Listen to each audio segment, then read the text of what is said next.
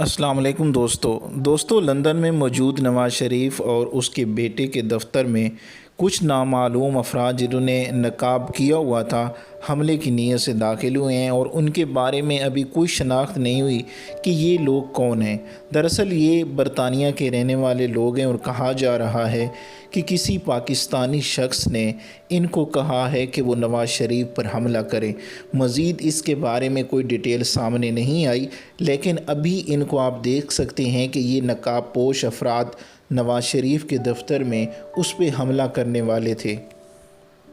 मज़ीद इनके बारे में कोई तफसीलात सामने नहीं आई कि इनके क्या मकासद थे और किस शख्स ने इनको नवाज़ शरीफ पर हमला करने के लिए भेजा था।